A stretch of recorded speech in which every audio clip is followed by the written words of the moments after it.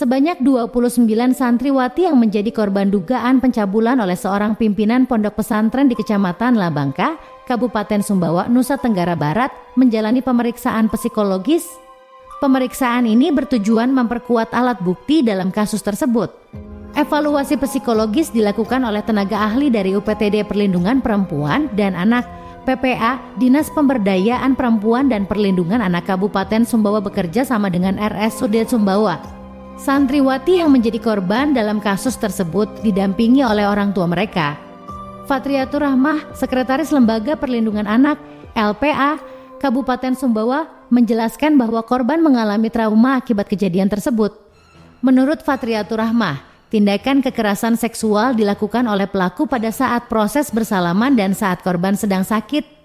Setiap kali bertemu, pelaku meminta korban untuk bersalaman sambil mencium tangannya. Pada saat itulah pelaku melakukan pelecehan terhadap korban. Pelaku berdalih bahwa tujuan dari tindakan tersebut adalah untuk mendapatkan berkah. Selain itu, pelaku juga melakukan pencabulan terhadap santriwati saat mereka sedang sakit. Pelaku berpura-pura melakukan pijatan dan pengobatan dengan menggunakan ruqyah. Kemudian, pelaku meminta korban untuk membuka bagian bawah pakaian dan melakukan pelecehan seksual terhadap korban. Sementara itu, KHD 36 tahun yang diduga sebagai pelaku saat ini sedang menjalani pemeriksaan di Unit Perlindungan Perempuan dan Anak PPA Satuan Reserse Kriminal Polres Sumbawa.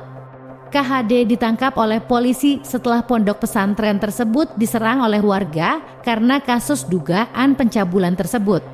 Salah satu orang tua korban berharap agar anaknya tidak mengalami trauma berkepanjangan akibat kejadian kekerasan seksual yang dialaminya. Ia berharap bahwa anaknya tetap dapat melanjutkan pendidikan dengan baik.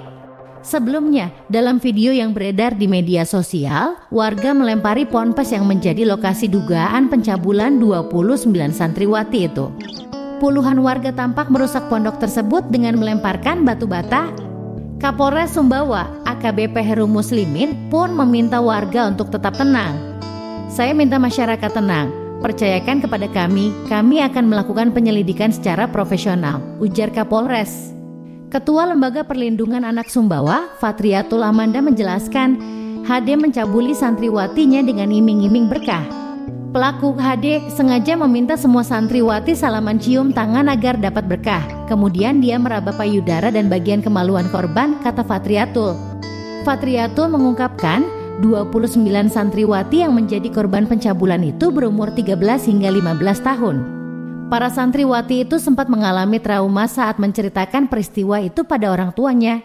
"Saya diminta melihat jam tangannya, kemudian saya langsung masuk ke kamar saya.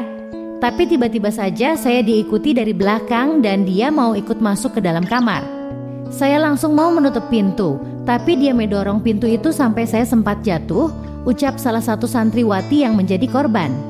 Setelah berhasil masuk ke dalam, lantas pelaku langsung terus mendekatinya dan berusaha memeluknya. Ia sempat memohon agar tidak melakukan perbuatan senonoh karena dikuasai hawa nafsu. Sang pimpinan tidak menggubris permohonannya, justru menyuruhnya diam sambil membekap mulutnya. "Saya memohon kepada si Abah," HD sambil berkata, "saya tidak mau diginikan, masa depan saya masih panjang." Tapi si Abah tidak mau mendengarkan ucapan saya. Berkali-kali saya berteriak minta tolong, namun teman-teman menganggap saya bercanda. Abah sempat memegang mulut saya sambil berkata, "Diam kamu," katanya. Karena dirinya terus berteriak dan memberontak, HD langsung keluar dari dalam kamarnya.